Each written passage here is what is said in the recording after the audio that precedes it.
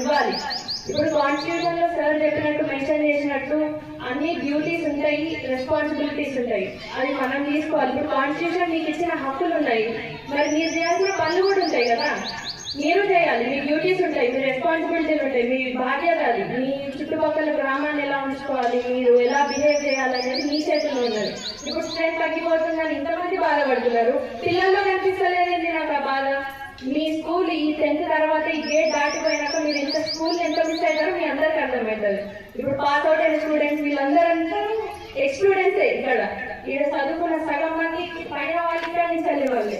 లేకపోతే ఈ బెంచెస్ లో మీరు కూర్చోవద్దా? మరి ఆ ధైర్యం మీకు ఉండాలి, నేను సాధిస్తాను అనే కృషి ఉండాలి. ఏదైనా సరే నేను సాధించాలి, నేను బాగుపడాలి, నా గ్రామం బాగుపడాలి అనేది మీ అందరి మైండ్ లో ఉండాలి. నాకు ఏం రెస్పాన్స్ అయితే రావట్లేదు, సరే అలసిపోయారు అనుకున్నాము, కానీ మీరందరూ ఒక బాధ్యతగా మీ స్కూల్ని బాగుపరచుకోవాలనేది మీ మైండ్ లో పెట్టుకొని జాగ్రత్తగా చదువుకోండి.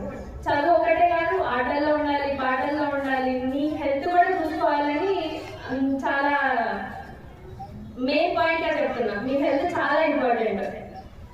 ఇంకా ఎక్స్ సర్పంచ్ గారు మా బాబాయ్ కిరణ్ బాబాయ్ గారు చెప్పినట్టు, కిరణ్ సార్ చెప్పినట్టు, ఇక్కడ ఏవైతే వాష్రూమ్స్ లేవని ఇంతకు ముందు చేయలేకపోయామో అవి చేస్తామని అందరికీ హామీ ఇస్తున్నా. పిల్లలు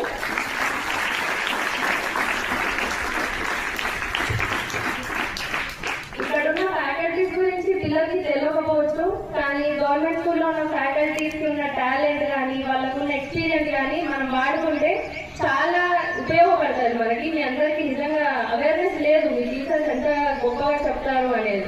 వాళ్ళు ఇక్కడే రాలేదు ఈ పోస్టులకి, వాళ్ళకి ఇవ్వాల్సిన రెస్పెక్ట్ ఇచ్చి వాళ్ళకి మీకు కావాల్సిన చదువు వాళ్ళ దగ్గర నుంచి చదివించుకుంటే ఇక్కడ వచ్చిన సగం మందిలో ఇక్కడి నుంచి వెళ్ళేవాళ్ళు. నెక్స్ట్ మీలో 10 మందిని మినిమం ఎదుగుతున్నట్టు మీరు కృషి చేయాలి. మీ గురించి మీరు కష్టపడి చదువుకొని ముందు రావాలి. ఏ ఆస్పెక్ట్ లో అయినా కూడా మీరు దృఢంగా ఉండాలి. తప్పుని తప్పులాగా చూపించేటట్టు ఉండాలి. తప్పు జరుగుతుంటే మాట్లాడకపోవడం కూడా అది మన తప్పు అవుతుంది. దాన్ని ఖండించే ధైర్యం కూడా మీ అందరిలో ఉండాలని మనస్ఫూర్తిగా కోరుకుంటాను. Thank you. మీ అందరు ఇంతసేపు పెట్టినందుకు మా అందరి తరఫు నుంచి మీ అందరికీ సారీ.